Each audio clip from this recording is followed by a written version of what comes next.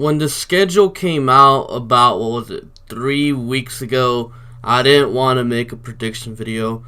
I still think it's a little bit too early, but I might make another prediction video later on, like pretty much right before week 1, after I see what the Texans do in free agency and training camp or everything. So this prediction video is a little bit of a early prediction video, but I've had a lot of people ask me, what's your prediction for the season? Well, since we already had the draft, I said, why not? Let's make a prediction video, and I'm going to give you guys my prediction.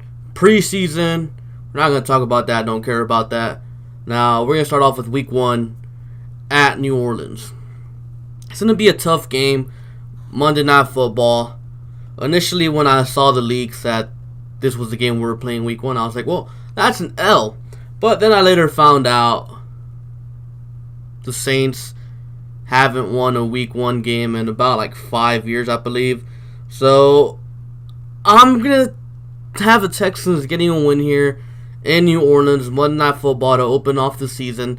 They get a win, a really hard-fought win, probably a shootout versus Drew Brees. So Texans get a win, start off the season 1-0. Week 2, the Texans home opener. They take on the Jacksonville Jaguars. And I'm going to give the Texans a win here. I think the Jaguars at this point in time, week 2, early September, I don't think they're going to be clicking yet. Nick Foles, a brand new quarterback, going there. They got a new OC, so the offense is going to be new. They lost a few pieces on defense to Sean Gibson and Malik Jackson, so they're definitely kind of hurting there. Offensively, they don't really have many weapons, so I think the Texans are going to handle business at home versus the Jaguars, and they get a pretty easy win to improve their season record to 2-0.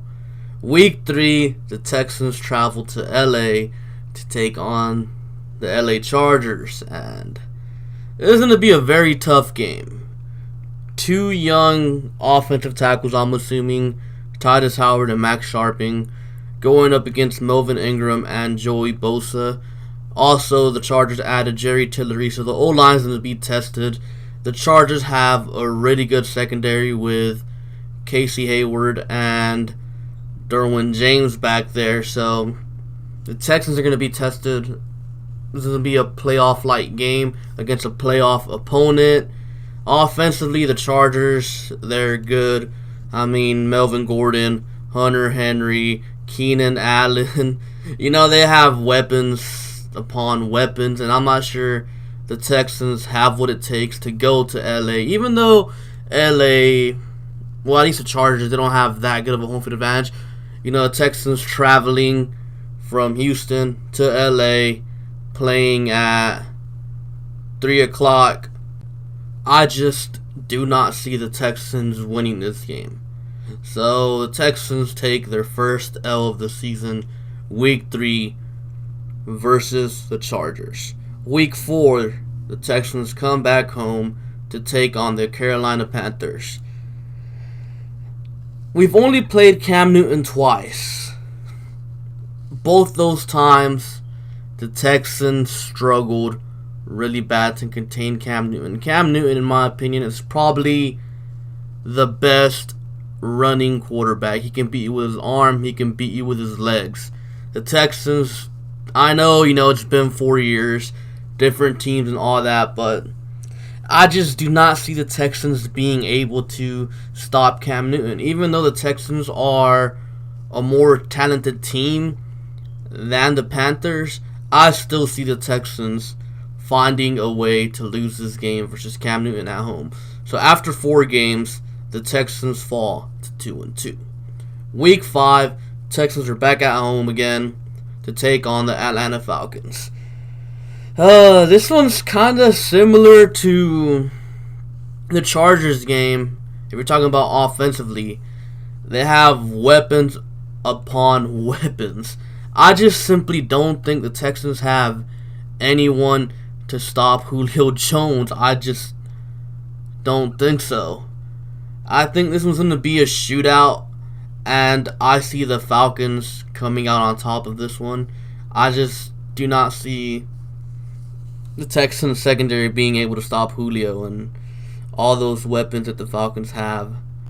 So the Texans end up falling to 2-3. Week 6, the Texans travel to Kansas City to take on the Chiefs. And in this one, I am assuming Tyreek Hill will not play. I believe that Tyreek Hill deserves to be suspended, and I do believe that the NFL will do right, and they will suspend Tyreek Hill. Adrian Peterson got a 1-year suspension for spanking his kid with a switch. Tyreek Hill should probably be banished from the league, if we're being honest, but I don't think Tyreek Hill will play this game. I think Tyreek Hill will no longer be a Chief here pretty soon, so we're going to go off that. The Chiefs, defensively, they got worse. I mean, they lost their best corner.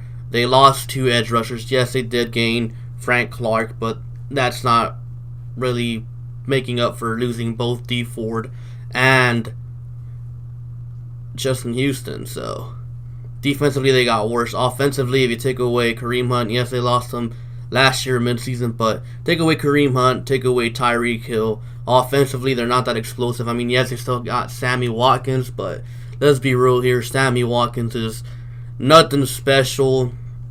So all the Chiefs are going to have is Travis Kelce, and the Texans brought in Deshaun Gibson to stop a guy like Travis Kelce. I think Deshaun Watson outduels Mahomes. I honestly don't think this game will be all that close. Call me crazy, but I'm expecting a huge regression from the Chiefs next season. So the Texans, after 6 games, are sitting at 3-3. Week 7, the Texans travel to Indianapolis. I think this will be a close game, but ultimately I have the Colts winning for one simple reason. The Colts have a Week 6 bye week, meaning their Week 7 game against the Texans, which will be at their house. They have an extra week of rest. They have an extra week to prepare for the Texans, so I think the Colts are really going to be prepared. So the Texans drop this one and fall to 3-4. Week 8, the Texans come back home to take on the Raiders. I honestly do not see the Raiders really being much of a threat next season. Yeah, they got Antonio Brown, but I think with Derek Carr, he ain't going to be the Antonio Brown he was in Pittsburgh. But other than that, I don't really think they're that dangerous. I think the Texans easily beat the Raiders and get back to 500. After 8 games, they'll be 4-4. Week 9, the Texans travel to London to take on the Jaguars. This game will be at 8:30 a.m. here in Houston, so that means the Texans, they're gonna be on a different schedule, different time zone. They're not used to this. Jacksonville, they're over there every single year. At this point, I expect the Jaguars to start gaining steam. Week 2, we caught them early on, so we were able to handle them easily. Here, Week 9, the Jaguars are probably playing a little bit better. They're used to playing in London. I think that's what's really gonna affect the Texans here. I think the Texans take an L here to the Jaguars. I think the Jaguars having a lot of experience playing in London is gonna play a big factor to this. So Week 10, the Texans have a bye week, so meaning going into the bye week, the Texans have a 4-5 record, 1 game below 500. The bye week, I think, comes at a perfect time. I mean, the Texans started off 2-0, taking on the Saints and the Jaguars, and then after that 2-0 start, they've dropped 5 out of the last 7. So the Texans kind of need to recoup. I think the Week 10 bye week will come at a perfect time for them. Week 11, the Texans travel to Baltimore to take on the Ravens. I see this being an easy win. Lamar Jackson, he can't throw a football. I mean, he's not a good quarterback. I see this being a pretty easy win for the Texans, and the Texans get back to 500. They're sitting at 5-5 after 10 games. Week 12, Thursday Night Football, the Texans are at home to take on the Indianapolis Colts. I think the Texans get the win in this one because typically the home team on Thursday Night Football games tend to win. And I do see the Texans and Colts being pretty close in terms of talent and pretty much everything.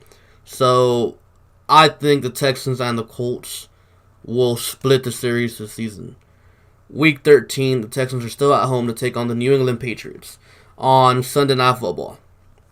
This is what we've all wanted.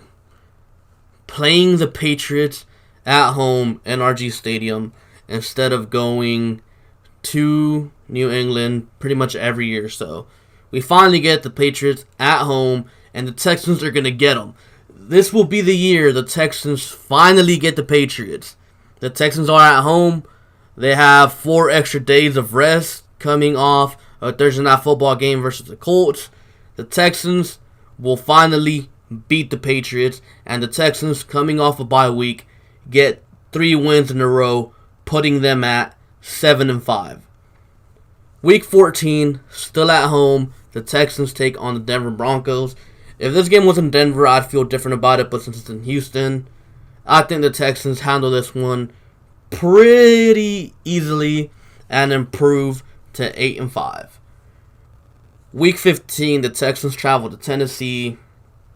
I see this one being a win. I mean, Tennessee isn't really all that good.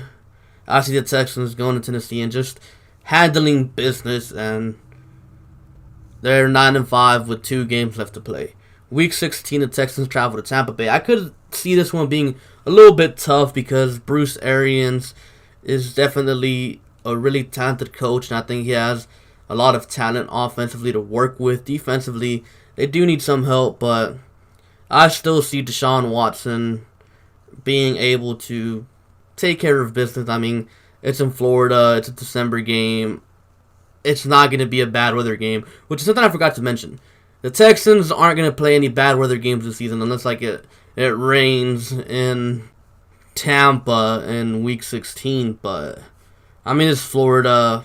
It don't get cold in Florida, so they'll be fine. And then week 17, the Texans come back home to finish the season versus the Tennessee Titans again. So they get to play the Titans 2 times in a 3-week span, so I think that would really help them out. I mean, I don't think the Titans are really all that good. I mean, Marcus Mariota, Ryan Tannehill, they're nothing special.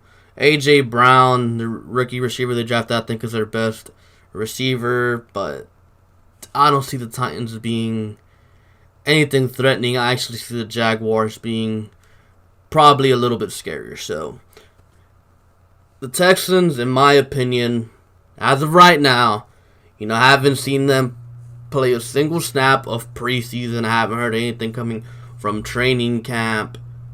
Assuming they're, for the most part, healthy, meaning no crazy injury, meaning no Deshaun gets hurt, DeAndre don't get hurt, JJ don't get hurt. I mean, I am expecting the team to get, little bumps and bruises, but I am not expecting anyone to, break their neck and miss 12 games or anything like that. So I am expecting, maybe Will Fuller misses 4 games here and there. Kiki misses another 2 somewhere there.